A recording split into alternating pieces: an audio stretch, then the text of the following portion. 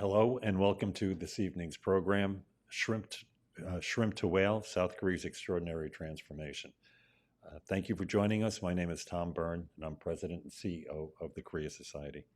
Before we get started, I'd like to thank the Korea Foundation and our corporate sponsors for making this program possible, the names and logos of which are displayed on the screen in the elevator lobby on the 24th floor. So you probably noticed that when you walked in here. We are delighted to be joined by our guest speaker and author who will provide an account of South Korea's extraordinary transformation, I think in a little over 200 pages, from the ashes of colonialism, partition, and devastating war into a boisterous democracy, a vibrant market economy, a tech powerhouse, and home to one of the coolest of cultures, according to Irene. And it's my pleasure to introduce Dr. Ramon Pacheco Pardo. He is the King's College London Professor of International Relations. He's also a Korea Foundation Free University of Brussels Korea Chair at the Brussels School of Governance, Adjunct Fellow Non-Resident of CSIS, and Non-Resident Fellow at Sejong Institute. He has held visiting positions at Korea University and currently sits in the editorial boards of East Asia, an International Quarterly, EU-China Observer, Global Studies Journal, and Korea-Europe Review. Welcome, Dr. Pardo. The moderator for today's program is the Korea Society's Policy Director, Jonathan Corrado. And now I turn the floor over to you, Jonathan. Thank you very much, Tom, and thanks everybody for coming in today. We really appreciate you joining us. And thank you very much, Professor Pardo, for joining us. We're really, really excited. We've got a lot to talk about. This is an awesome book. It's got a great cover. And for reasons which we'll talk about later, it doesn't have a shrimp on it, but it does have a whale on it, because that's the more important part of Korea's journey. Before we get started with the first question, I want to remind everybody that you could send your questions into policy@koreasociety.org. That applies to the people here in the audience today, and that also applies to all the folks who are watching online. Over 300 people signed up to watch this program live, so we encourage you now and throughout the program, keep on sending those questions in. We are going to get to them at the end of the conversation. Okay, so big picture question for the first one. Where did you get the inspiration to write this book? And in the preface, you make the, I think, true contentious statement that South Korea is the more interesting of the two Koreas. So could you defend that and tell us where you got the idea for this book? Yeah, sure. First of all, thanks for having me. Thank you, Ron, for attending. I think the idea, to be honest, came from when I first lived in Korea, in Seoul. I was a student back then. I came from Spain. Spain has a similar history to Korea. You know, we had the war, we had the dictatorship with economic growth, transition to democracy, right? Now being a developed country and a democracy, of course. But even back then, I said, well, there are parallels between Korea and Spain, so there was this personal interest. But then, to be honest, later on, when I started to work on Korean affairs, South Korean affairs, I realized there are fewer books about South Korea than there are about North Korea. And there are fewer books that really just tell the history of the country, right? And that's what I try to do in the book. I look at culture, society, politics, and economics. Introduction to all these transformations that South Korea has undergone over the years.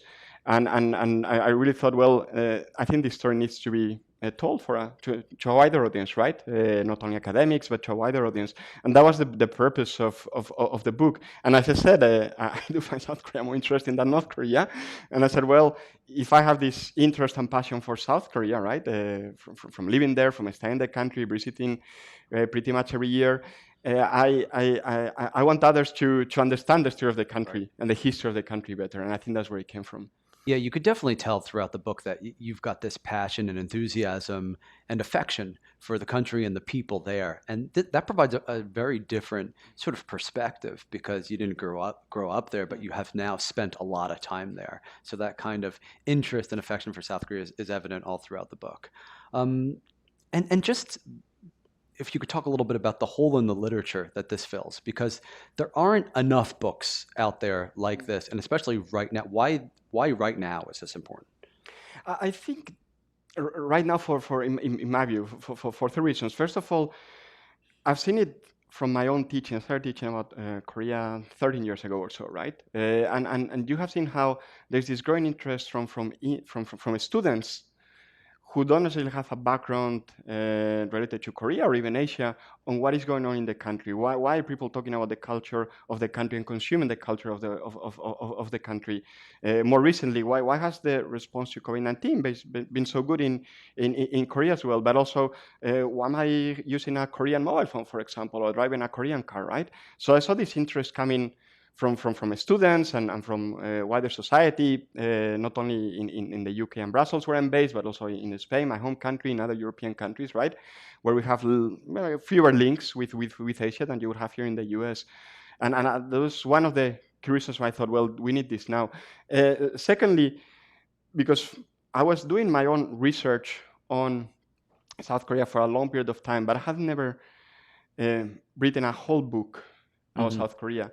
And I felt I had enough material to actually say something that maybe you're not, maybe not the original, maybe obviously it's very original what I say about South Korea, right? And I wanted to put everything in a book, right? Rather than shorter academic articles or an op-ed, for example. And I think the third reason was that I felt, and not everybody agrees with me, but I felt there was a misunderstanding about certain aspects of Korean, South Korean history, maybe to an extent because many people approach South Korea having known about North Korea first, or having interest about North Korea first, or because they only focus on the cultural aspect of South Korea, right? And I wanted to put everything together. So that was the third reason, I would say. And I think this book does a great job at exactly that task. Okay, so the next question concerns history. Yeah. So this book is primarily interested in latter 20th century history, but you do cover Goryeo, Joseon dynasties, Japanese colonization and division. So that's like thousands of years of history that it has to breeze through. But I think you do a good job framing up the important aspects of this history. So I want to ask, in terms of this deeper history now, what are the foundational things that we need to know in order to understand contemporary Korea? So we could talk about things like Korea's historical relations with its neighbors, China and Japan especially, the development of its culture and political institutions, the advent of Hangul. And I know it's impossible to be comprehensive, right? Yeah. But just what are the things that stand out for you as especially important to know about Korea's deeper history? I mean, if you look at the title of the book, which is the first thing that I came up with, was the title of the book. So I like this title, right? Obviously, it's the relationship with the neighbors, right? And how many Koreans throughout history and now South Koreans see themselves as a small shrimp, right? Surrounded by these big countries, China and Japan in the past, today China and the US, right? So that clearly, in my view, is foundational aspect of South Korea. I mean, I have to say, I think the mentality of many South Koreans has been changing, especially younger South Koreans, right? But it's true that there's still this idea that, we were a small country, we have these big powers, and that's nothing new, right, in Korean history, right, as the audience will know. Secondly, I mean, I do talk about the Minchok, right, the Koreanness, the sense of Koreanness, of being distinct from other countries in the region and from other countries in the rest of the world as well, right? And in the book, and I consulted with many experts in South Korea as well about this, right? I trace this back to the late 19th century, early 20th century, when you have foreign powers coming in, obviously colonization later on, and how that really strengthened the idea that Korean race and Korea is different, right? Mm-hmm. And I think the third thing is, I mean, I don't want to overplay the role of Confucianism, but obviously, like in every country across the world, right?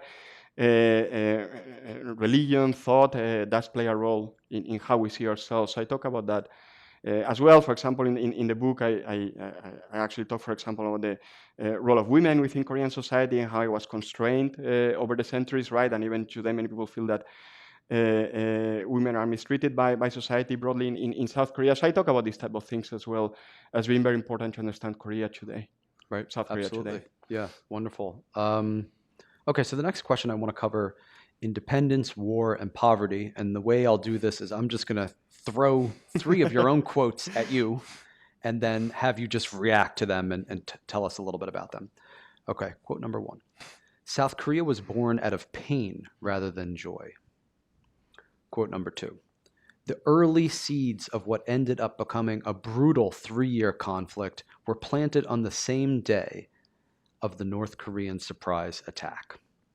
in quote number 3, it is difficult to exaggerate how poor South Korea was following the Korean War. The first one I consider very important because most countries, when they become independent or when a country is formed, is joy what you see in the people, right? They want their own country, right? But in the case of South Korea, it was a creation, right, that was not desired by Koreans themselves. They didn't want the country to be divided into North and South Korea, right? And I have a couple of pictures in the book, right? One of them is the day that Korea became independent in 1945, right? And people are celebrating the streets.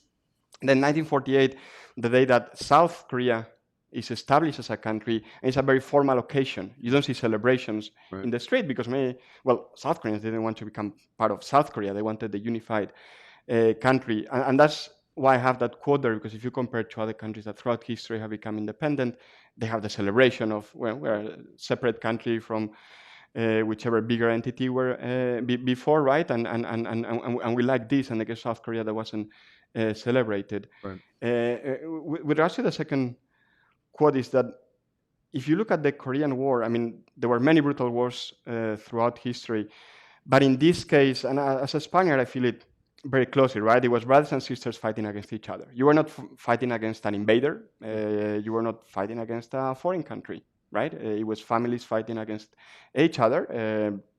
And sometimes it was brothers and sisters. And in Spain, we had exactly the same with our civil war, right?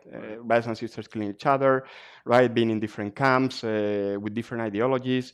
And I think that's what makes it even more vicious, right? And we have the perfect example now, for example, with Russia, Ukraine. Ukrainians fighting for the survival of the country against a foreign entity, but that was not the case in Korea, North South Korea, when the war started, right? And we still see the effects of that today. And the third quote about poverty, because I think that's crucial. And if we had been studying South Korea in the 1980s or 1990s, the focus, of course, was on economic growth, right? Yeah. How a country that was so poor became so rich. And I wanted to make that clear to readers who may be less acquainted with the history of South Korea, who will know South Korea today, and they will look at, at K-pop films, but they will also look at tech firms, as I mentioned before, mobile phones, or they may know what semiconductors today. Well, they say, well, this is a very technologically advanced country.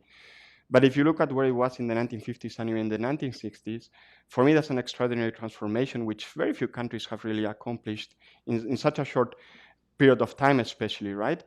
And I wanted to make that clear to readers who know less about the Korean history and South Korean history, and they may say, well, this country is so modern, it's so cool. Yes, but you have to remember where it comes from, because many South Koreans, older South Koreans, they lived through that. And it's something that in many other developed countries, we don't have it, right? If you look at other developed countries in Europe, the US, Canada, for example, right, they have been rich for a long period of time, but the level of poverty and hunger really that you had in South Korea and where it is today is difficult to understand unless you had lived through it, and that's what I wanted to explain in the book as well. And this sets us up really nicely for where we're going to go next, because the next question is, okay, if on one hand we're talking about a country with extreme poverty where just daily life is just grinding and difficult, to what South Korea looks like today, which is Sunjin-guk, or advanced nation, as you talk about in the book, a country that is very much in the future in a lot of ways.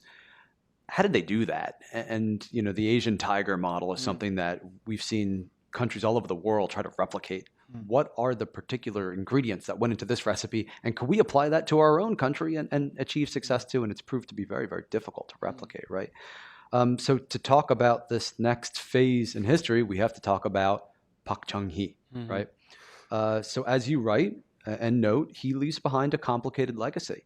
He receives praise for achievement in economic development and also criticism for brutal repression and the rollback of democratic institutions. How do you think we should contextualize this period of history? On the one hand, the economic miracle, the seeds of that later growth and extraordinary transformation, and the other hand, this long, long fight for democratization. I mean, obviously, I do talk about the role of government, Pak himself, right? And I do talk about the role of the chaebol, but I also emphasize the role of South Koreans themselves, right? South Korean workers, because what I try to do in the book is really to go beyond the, what I would say, more simplistic explanation of this was a top-down process, and Pac was meeting with the leaders of the Chaebol, and they came up with a policy, they implemented the policy, and that was it, and South Korean workers simply accepted that, and that's it, right? And that wasn't really the case, right? There was a lot of contestation, especially from the 1970s. The workers' movement became very strong in South Korea. So I do look at the three aspects, right? I do mention the politics, and I think they were important because you have to acknowledge that not many leaders wanted their country to become developed in the 1960s, 70s, and 80s. Not only in Asia, but across the world, there were leaders who profited from the resources of their countries, right? Whether it's human resources, natural resources, and they didn't try to redistribute. And of course, Park and his family became extremely wealthy, like dictators do. But it is true that he wanted South Korea to become a developed country, of course, partly because of the competition with North Korea, partly because of the legacy of colonialism and the relationship with Japan, right? I do mention the role of the Chaebol, which I think is crucial because, again, you don't always have companies that, of course, they maximize their own benefit, but they also see the benefit for society as a whole if they can develop certain aspects of the economy. But I do mention the role of workers, and especially the educated workforce that South Korea was able to achieve, which of course partly this was the role of government, partly was South Koreans themselves understanding how important education is in a country that is resource poor.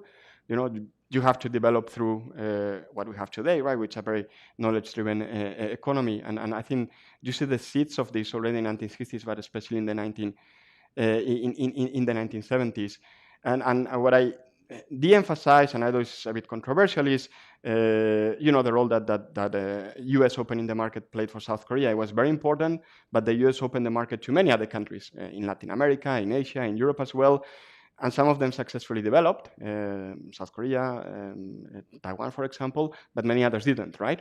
So I do mention that, but I say, well, you have to look more at the conditions within the country, because other countries with the same access to the US or to Europe as well, Western Europe and other developed region back then, they were not able to achieve development. So there's really the domestic conditions that you have to look into. Really interesting. So if you could just briefly give us a quick synopsis, what exactly the government was doing, Park Chung-hee, what was he doing developing the light industry and the heavy industry later? What exactly the Chaebol were up to, these conglomerates, and then the workers? If you could just trace a little bit about what that strategy was. Yes, I mean, I think Park Chung-hee was clear in which he said, I want the country to move the value of the chain, right? I don't want to be producing textiles, shoes, toys, forever, for the next 50, 60 years. I want South Korea to be where the US, Western Europe, Japan are. And I think that was important that he actually pushed industry to move in that direction. To say, don't be satisfied with what you're now, think where you could be in 10, 20, 30 years' time, right? And his government, of course, provided the necessary credit through the bank system, the level of protection that was possible back then to domestic industries. He was very good at doing that. And I think that the Chaebol themselves, I mean, something that I also mentioned in the book is once they started to export, they started to look at what consumers in other countries wanted, right? Yeah. And I think that was very clear of them, and not all companies in all countries did, right? Saying, well, this is what American, European consumers want. This is the direction of travel, right? For example, in the area of electronics. So how can we, the Chaebol in Korea, and other smaller firms as well, of course, how can we be the companies that will be producing these goods that consumers in other countries want? Not only South Korea itself, but in other countries as well. Right. I think they were very capable of doing that. And again, you don't see firms in all countries doing this type of market research that is necessary because they're satisfied with where they are, right? And I think that wasn't the case in South Korea. And I mentioned this, I mean, partly one of the reasons because the South Korean market was very small, of course, continues to be small compared obviously to the American market, European market, or even Japan or China today, for example, right? In terms of the number of consumers that you have. And with the workers, I mean, I mentioned two things especially, right? One of them, how they push for better conditions for themselves, which I think is important because otherwise you can have poor workers, right, for a longer period of time than Right. South Korea had. And if by the 1980s, 1970s, but also 1980s, you start to have this growing middle class in South Korea, and that's actually workers, going on strikes, fighting for better rights, and we want higher salaries, right, which they started to achieve. And again, you don't see this in all developing countries, right? In other developing countries, workers are not able to achieve this, so that's important. Plus, as I said, the emphasis that workers had on improving themselves, right? Being better educated, being able to provide services, not only produce cheap goods, for example, right, which is a more mechanic process, right? And I think that was important as well. Absolutely. Yeah. I just want to talk about one of the really powerful devices that you use in the book to describe this breakneck pace of economic modernization. So you talk about the experiences of a Korean person who was born in the year 1920. So they might be born to a level of poverty that's difficult for us to imagine. They might have been oppressed during colonization. They might have been subjected to slavery. They might have been sent to war. After that, they would have gone through a period of really breakneck modernization. They could have been sent to a factory to work under very difficult conditions. But then over time, they would have accumulated some wealth. They would have been able to live in an apartment. They would have been able to own their own television and refrigerator, which is something when they were growing up, they would never even be able to imagine. So I thought that was a really great way to encapsulate just how quick this economic modernization happened and what that was like, what the lived experience was like for ordinary folks. Yes, and that came from conversations over the past 20 years, really, I had with older South Koreans, right, who always been interesting to talking to people, right, and also because I'm foreigner when I go to South Korea. Sometimes older South Koreans want to talk to me as well, right?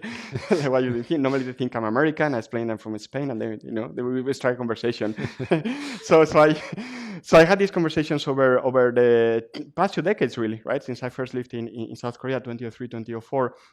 How was it this change, right, that you had over time? Looking at pictures as well, I always found very interesting, right? Looking at pictures of Seoul, other South Korean cities, really going back to 1950s, 1960s, right, after the Korean War, understanding what was going on, how the country has been transformed. But also I have to say, I mean, I did that with my own grandparents, right? They passed away, but in Spain we had the same, right? So my grandparents in the 1930s, after we had the Civil War, they literally had nothing to eat, right? And some of them were, friends from them were sent to the prison camps we had in Spain, and the Franco, right? So I understood the process since I was a teenager, really, because in Spain we had the same process.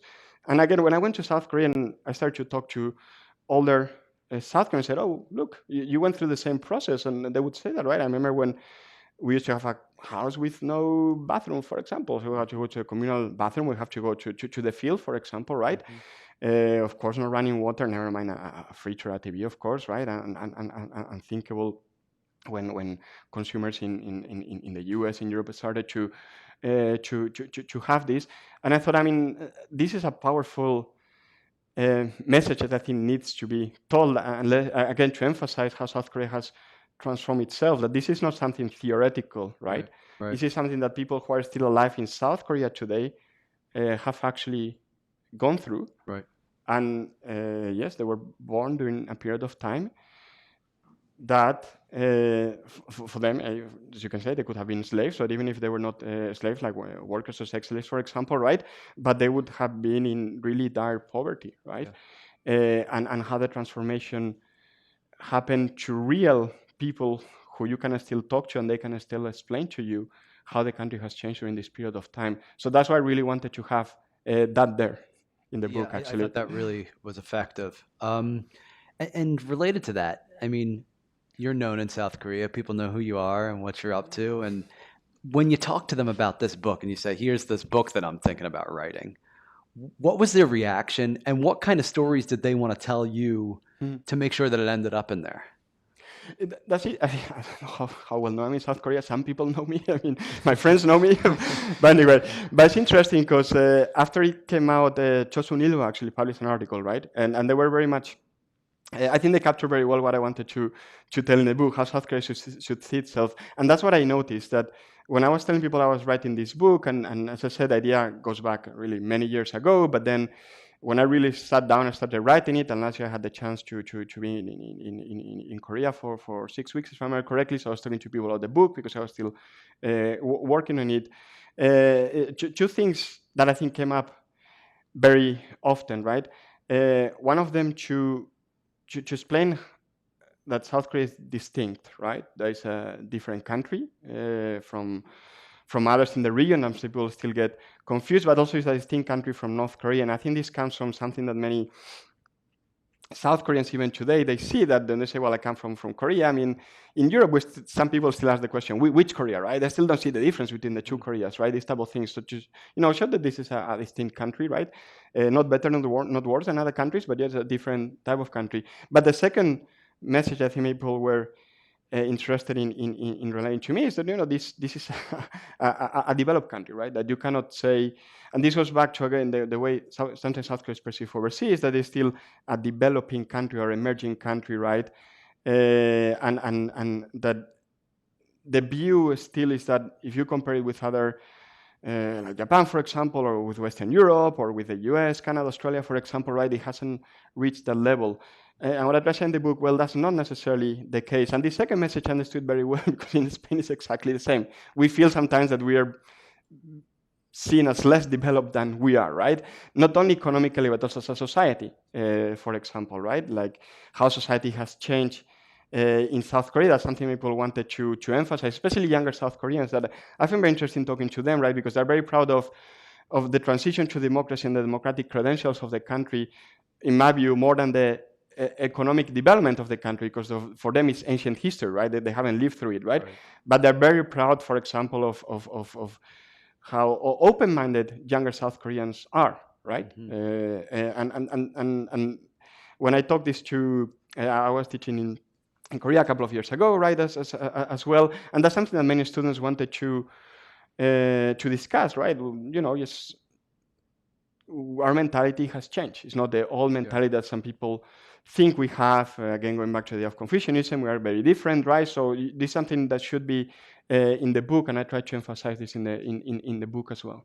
Man, you're perfect at giving me transitions. So this is another perfect transition to talk about democratization. So I think you have a pretty nuanced characterization of democratization, because you describe it not really as an event, but as a long process with deep roots happening across society on multiple levels.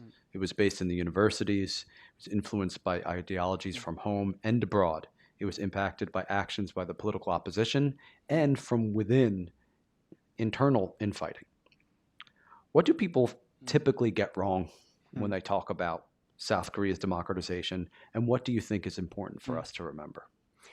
I think one of the things that, in my view, many people get wrong is that the perception of South Korea was pressed into becoming democratic, right? I've heard it sometimes that, it was the US that really pressured, right, South Korea into becoming democratic. I've even heard that it was the Olympics that made South Korea democratic. Oh, look, the Olympic movement actually, and you hear this sometimes from the Olympic movement itself. Oh, it was the pressure that came from the Olympic movement. Like, well, not really. In the 1960s, already South Koreans pushing for democracy, right?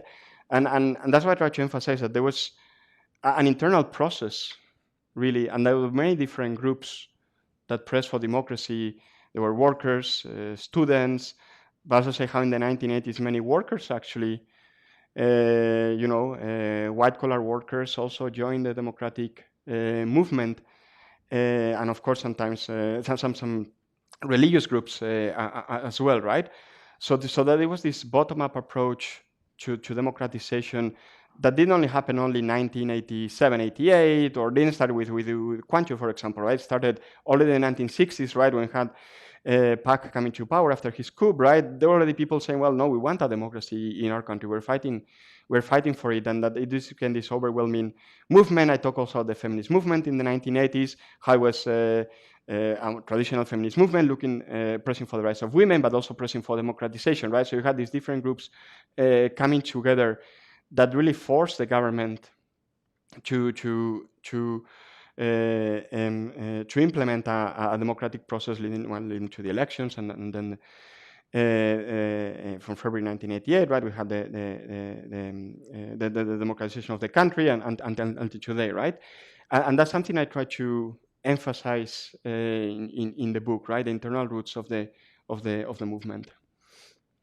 Absolutely. Okay, so now Korea's a democracy. What to do next, right? So its first decade as a democracy was a whirlwind. Political protests continued. The Seoul Olympic Games in 1988 thrust Korea onto the world stage. Women gained new rights. The Basic Agreement was signed with North Korea. The progressives got the majority in the National Assembly for the first time. Korea secured diplomatic recognition from a slew of new states. Economic liberalization reforms were pursued, but then, of course, economic crisis struck in 1997. What were the most durable and important changes that happened to Korea as a new and young democracy? In my view, probably the most important move, the most important change was the realization by South Koreans that they could actually take decisions that would have an impact, right, in politics, in society, of course, but also in economics as well, right? For example, this is when you see the biggest increases in salaries in South Korean history, really, right? And that was South Koreans pressing for that, but then you have the vote for the first liberal president, right? With since the 1960s, where Kim Il-jung came to power, right? And South Korean voters being unafraid to vote for a liberal, right? Because there was still the idea that, well, are the liberals going to bring communism to the country? That was something that some conservatives, even in the 1990s, right, were saying that may happen, right? So I look into this, but also look at the changes that start to happen in some of the chaebol. I mentioned Samsung, for example, in which the hierarchies that still continue to this day, but started to be loosened, right? And you saw how some of the chaebol, some of the units in the chaebol, they started to listen to their own workers, right? It was the direction that we should be taking. Of course, this doesn't happen across the board, but it started happening in the 1990s, and I think that's very important. And that point that I do mention in the book about this period of time is how South Korea really opened up. Of course, it was easier to travel from the late 1980s, 1990s onwards.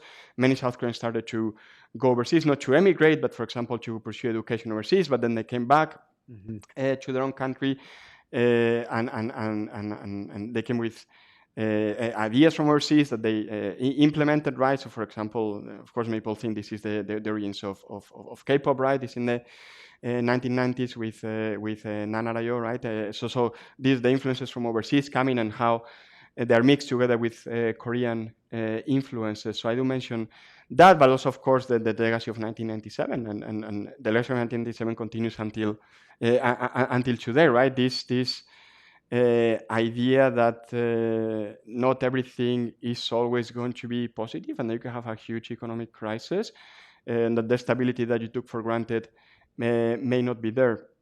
But I think that I mentioned also about this period of time is about how the role of women really started to change. I mean, I talk a lot about the role of women in Korean history, South Korean history throughout the book, and I do mention this, that you start to see not the beginnings of the feminist movement that goes to the 1970s, 80s, but you start to see more women start to have positions of power in more careers as well, right? Different types of career, and how this changes society, because that's half of the population, a little bit over half of the population, right? In the case of Korea. So I do mention this as well, because I think these are processes that are not new, that they started already back in the day, but in the 1990s, I think many of them became strong to understand where South Korea is today. Absolutely. And other changes that were long in the works that were able to manifest over the next 10 years were, okay, so South Koreans presidents are limited to one term, 5 years each. And then the next two presidents were the first liberal presidents in South Korea's history, right? Kim Dae-jung and Roh Moo-hyun. So the fact that,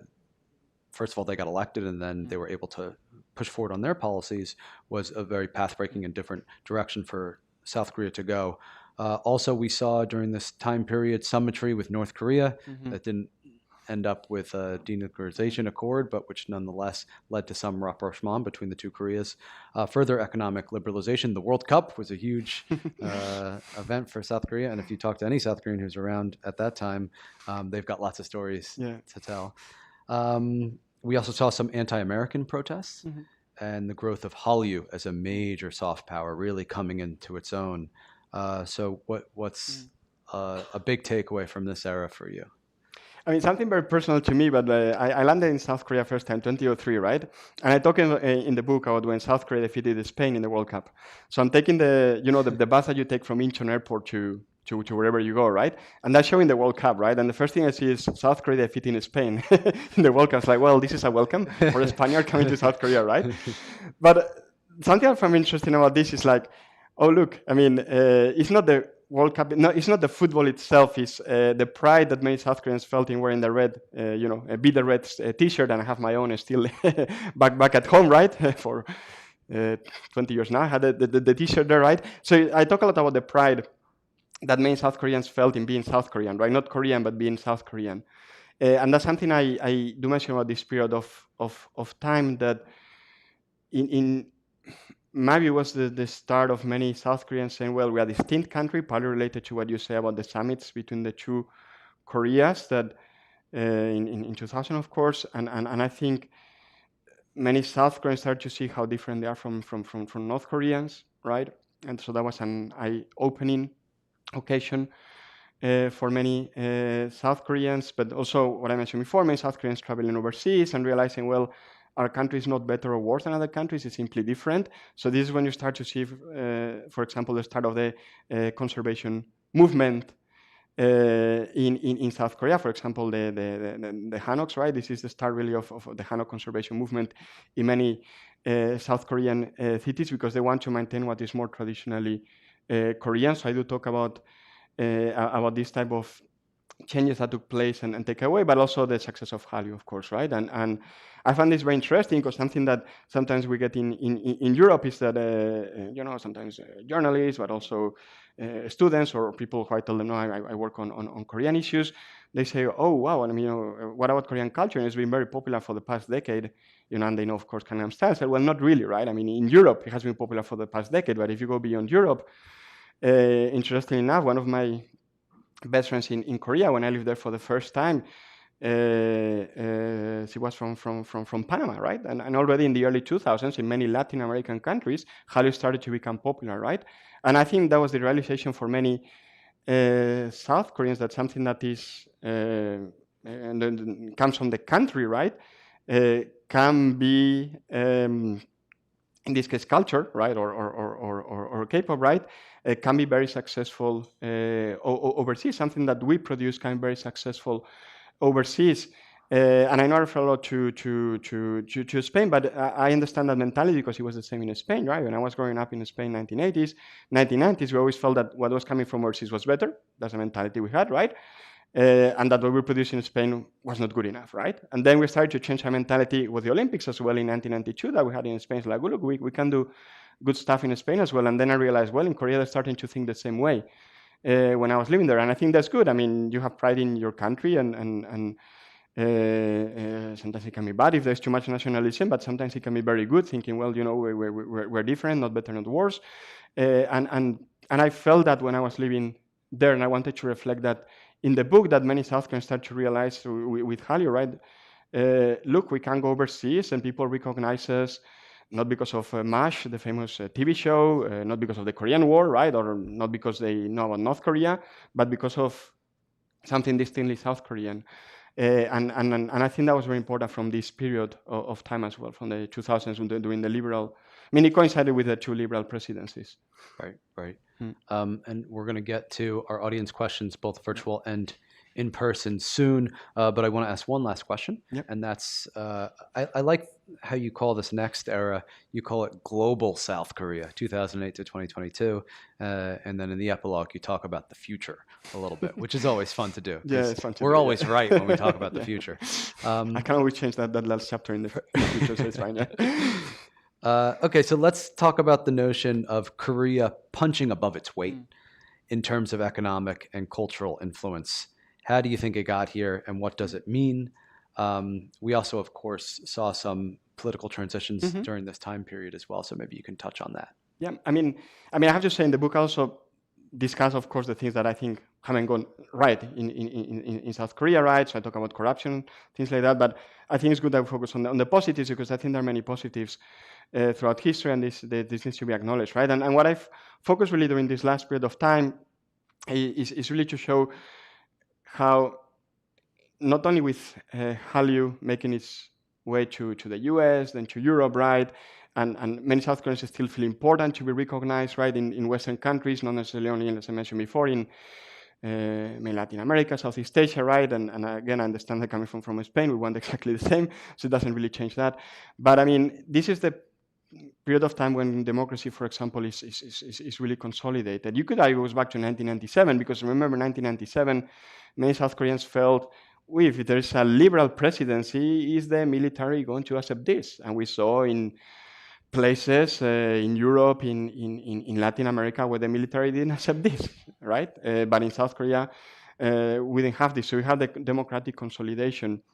You have a period in time when South Korea recovers from the crisis of 1997, the Asian financial crisis or IMF crisis, and you start to see Korean companies leading in terms of innovation, right? And I think that's very important, because that's what, going back to 1960s, probably that the politicians and chaebol leaders wanted to achieve.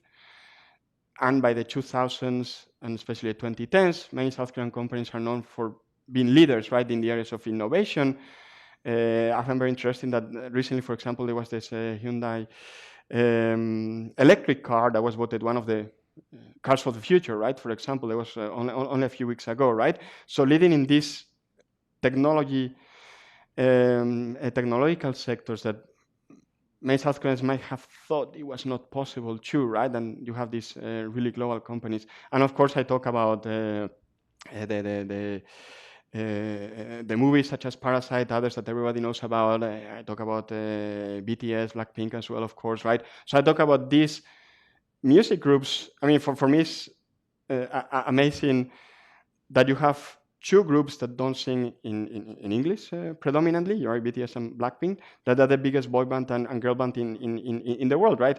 This is really unprecedented, right? It's always English-speaking musicians, right? Bands, who, because English is the dominant language at the global level, who are the best known, and we don't have this right now, right? And it's something that I remember even back in the 2000s and in the 2010s, there was this discussion, well, how long is Hallyu, for example, going to last? And people thought it was a fad, right? And in 5-10 years' time, this will be gone, we'll have moved to the next one, right? And this is not the case, because it goes back to the late 1990s, early 2000s, and now it has moved, for example, to TV shows, right? So I talk about these things because I think that's crucial to understand where South Korea is today.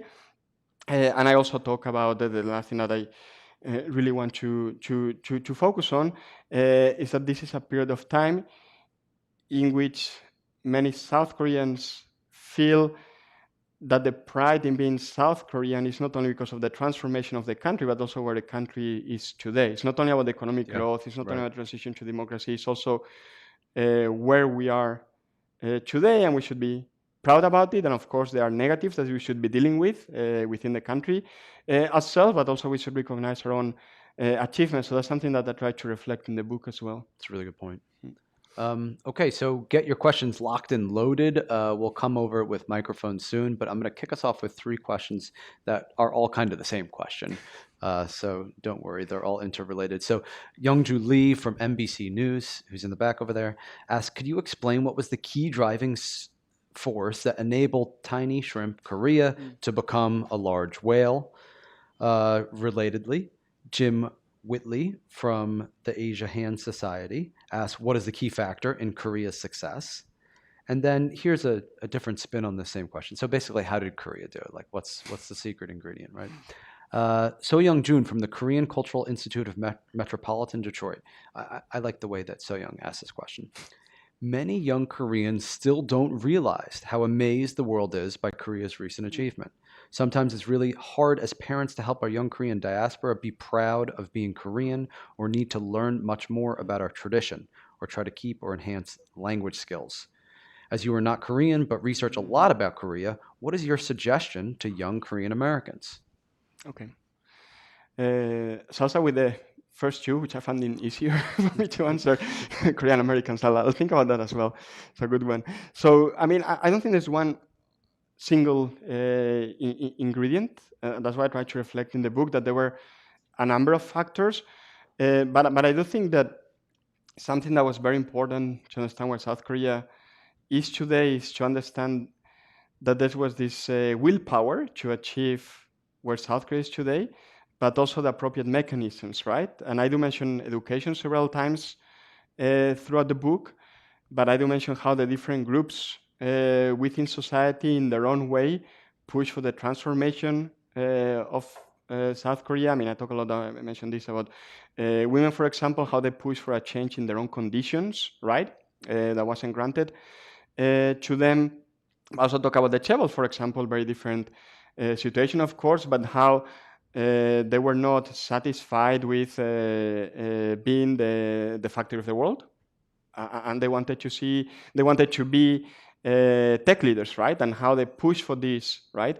But same with government, with politicians, left and right, liberal and conservatives, how they say, well, we want South Korea to be a different country, and how they implemented the policies throughout a long period of time to achieve this. So one of the things that I talk about in the book, for example, is how if you look at the origins of South Korea successfully dealing with the COVID-19 pandemic, this is not something that happened, right before the pandemic or during the pandemic. You can see the seeds going back to the early 1990s when South Korean policymakers and South Korean firms, they said, well, we want to be world leaders in the biotech sector.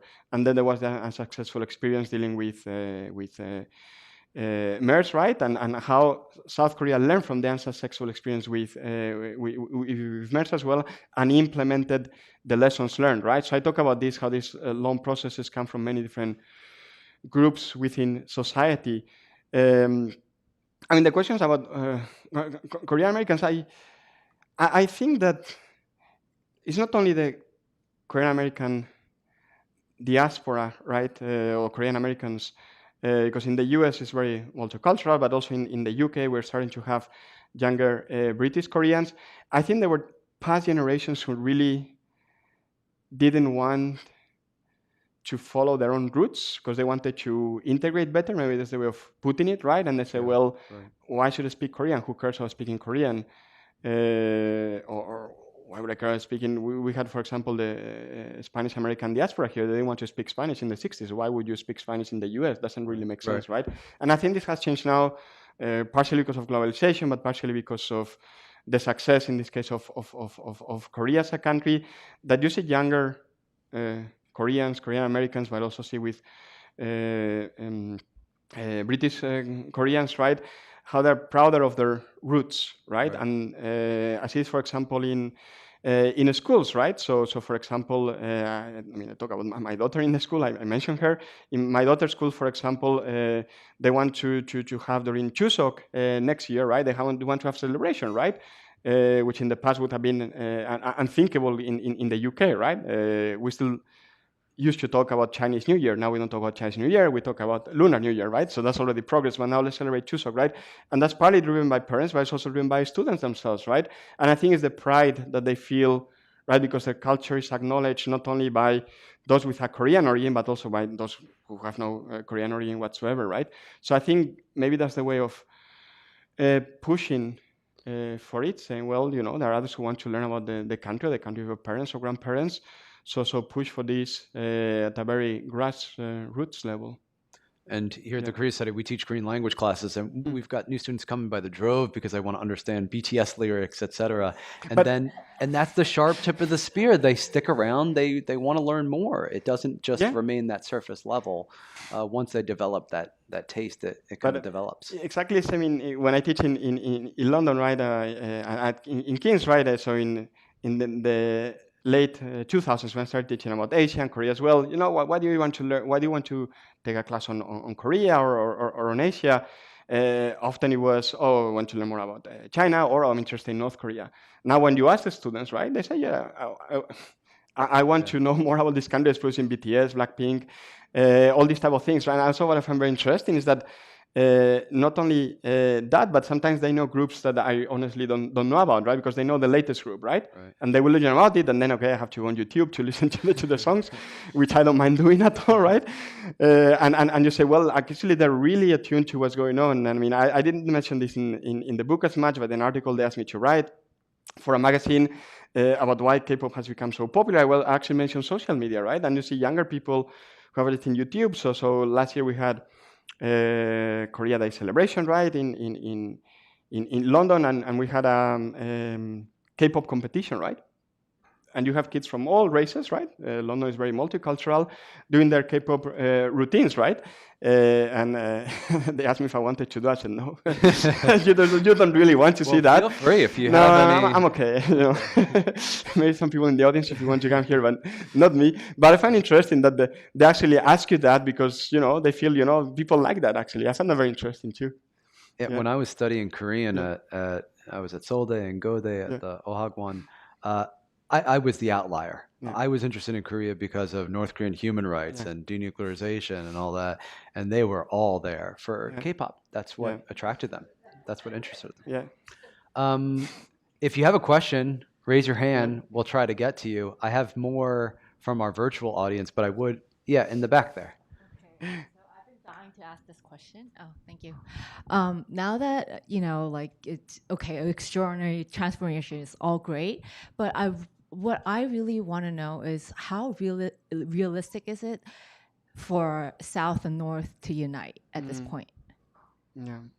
Okay, great question. How realistic is unification? Yeah, it's a great question. I mean, some of you may have been there, but I was in Seoul in 2018 when we had the first summit between Moon and Kim, right?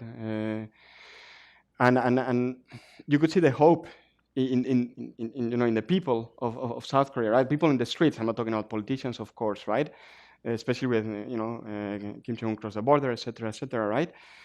I mean, in my view, it has to be a process driven by really North Korea. Sadly, I mean, South Korea can do whatever it wants, but as long as you have a regime in North Korea that really doesn't want to see the transformation or doesn't feel pressed by the North Korean population to a transformation, is very difficult to achieve.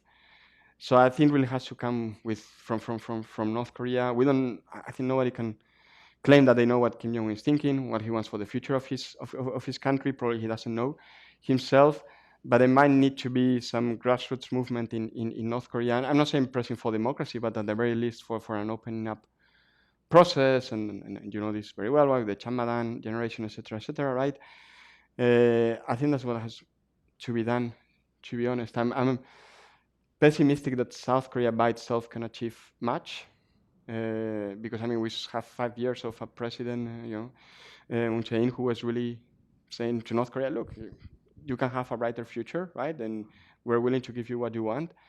And I think after the Hanoi summit, North Korea was not willing to cross to cross the bridge, so to speak, right?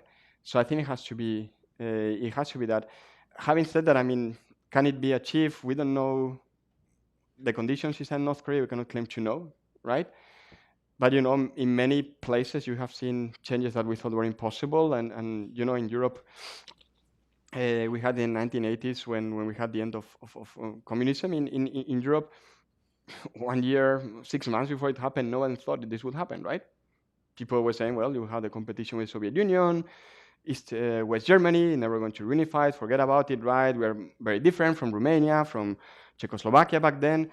And then you saw the process happening, right? And then we had the experience of the Arab Spring in North Africa.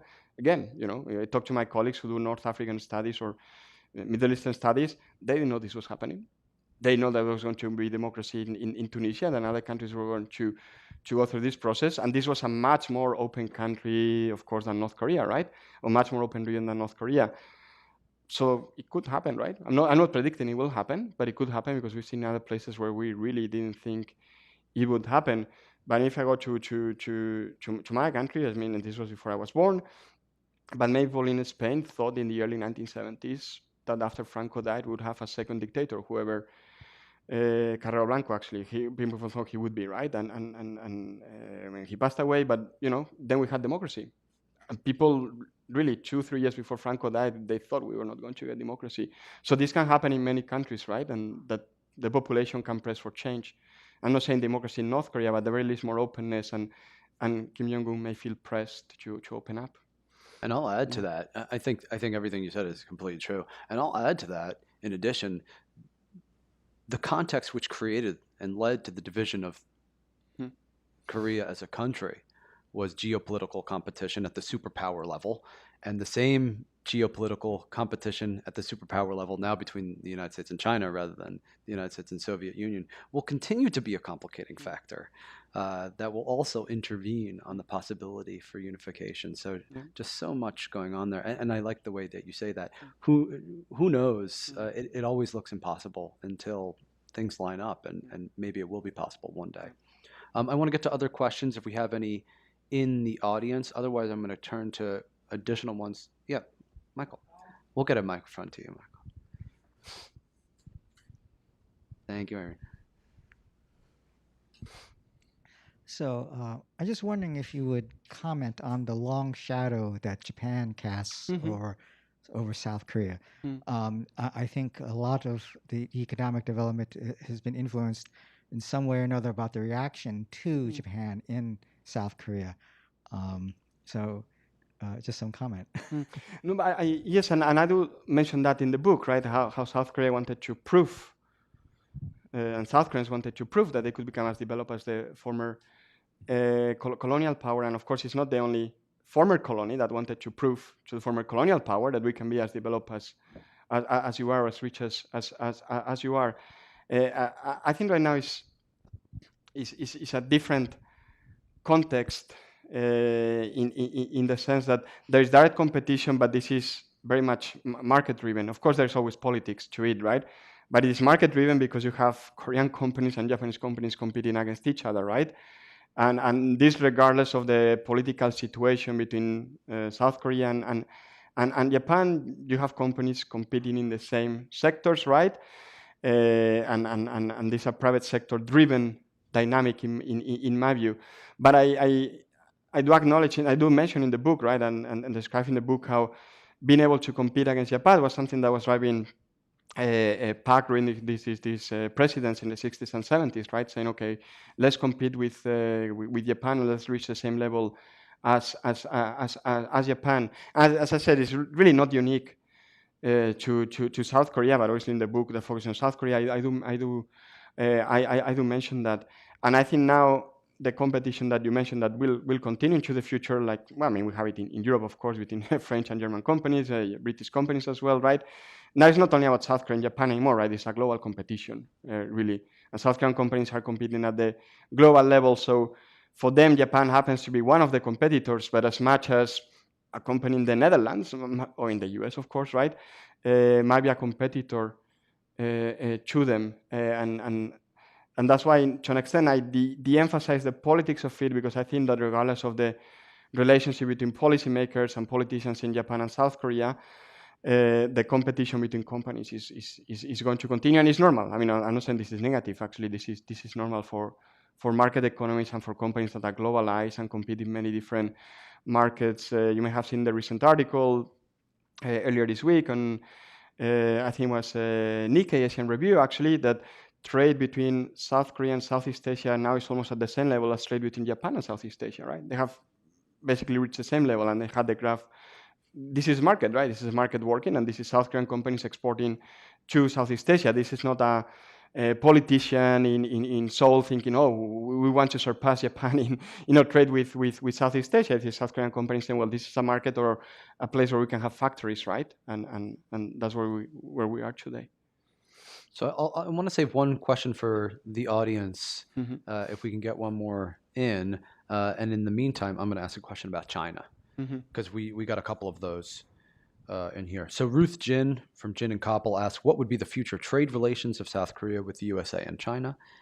And then Youngjun Lee from NBC News, right over here, asks, it seems many Koreans are concerned that if we do something wrong, we will become a shrimp with an exploded back, right?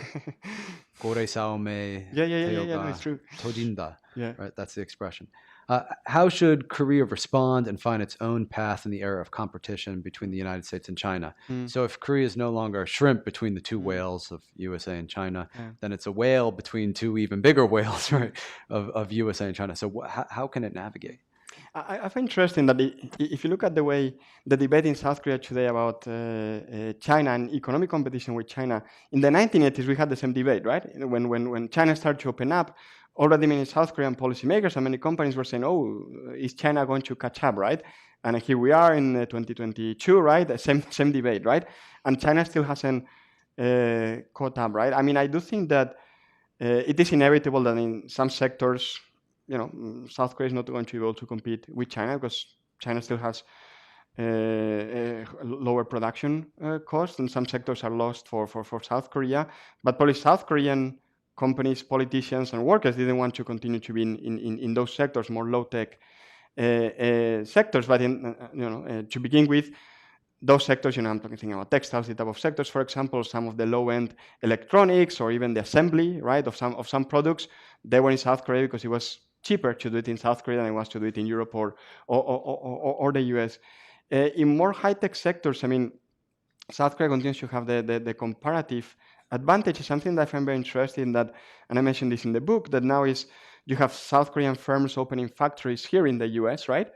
And this is something that American policymakers are asking South Korea for, right? And this is because they are obviously because of the strength of the U.S. market, of course, but also there are some technologies in which South Korea is more advanced, and we see the same process in Europe. Now, in Europe, you see jealously towards the U.S. because in Europe we also want the same factories that are opening here, right? Semiconductors, electric batteries to be in Europe, right? So there are some sectors in which South Korea continues to be competitive. And how did South Korea achieve this? I mean, first of all, and the OECD shows this very well, right? Huge investment in research and development by companies and by the government, and this helps to address the competition in economic terms between China and the US, and of course other countries as well. And I think that matters hugely, that this investment has continued regardless of who was in power, which government was in power in South Korea. So there's this consensus, we have to invest in this because we're a small country, right? We don't have a big market, so we have to be competitive. And I think in economic terms, I think the South Korean economy will continue to do well. Of course, it's never going to grow again at 5%, 10%. That doesn't happen for developed economies, right? But it will grow 2, 3%. It's respectable, right, for a developed economy. So I think in this sense, the investment in technology will continue to propel the South Korean economy. Plus, of course, now you have the services sector, right? We forget about this, but in the early 2000s, if you have told any South Korean policymaker, one day the cultural sector is going to bring, billions of dollars to the South Korean economy, I thought, well, that's not really possible. We may be doing more or less okay, but really, are we going to have like a BTS, that some people say, right? Is as big as some of the units of some chaebol in terms of how much they contribute to the South Korean economy. I mean, one of the things that you see is the huge growth in tourism in South Korea, for example. This is a huge sector that in 2003 didn't really exist. It was 2-3 million people visiting South Korea on an annual basis, and before the pandemic, it was almost 20 million people, right, visiting South Korea. So you see this huge growth, not concentrated only in Seoul, but across the country. But even you were talking about it, even people going to study in the country, right? Studying Korean. I mean, in my case, I studied Korean first time in Uede, Hangul Takyo, right? And first of all, I was the only Spanish person studying Korean, right? Now I have more Spanish people studying there. But secondly, you had not many Europeans who were not of Korean origin going to South Korea to live, to study, or now to work, right? Now it has changed completely, right? If you go to a Korean university, or your courses here, as you said, right? We have the same in London. You have people with no background, right? No family background in Korea. So these are these different economic sectors that I think will help the Korean economy. And I think if we look at the political aspect of the competition between the US and China, I mean, South Korea, like all other countries, we're all going to be affected. I mean, we're affected in Europe by this competition. Never mind South Korea, of course.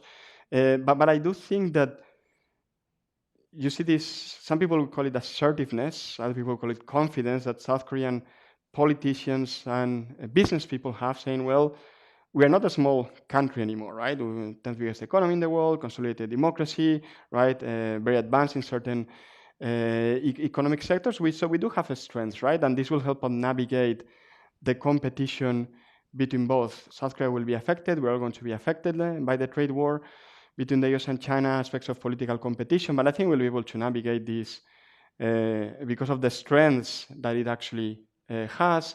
And I actually think, as I said, many business people and policymakers, they're aware of this, and they're not as afraid as they would have been in the past, in my view. Great, thank you. I want to thank a number of people before I thank you, Professor Pardo, for a wonderful presentation. So thanks to our team here at the Korea Society, our president, Tom, thank you so much. Peter, our IT director, who's making sure that all this works. Claire, who's running communications. Irene Kyung, policy associate, who helped put this all together. I also want to thank Allie and the great team of scholars that she brought today. Thank you so much.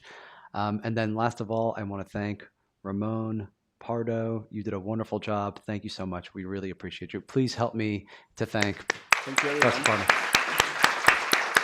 Thank you.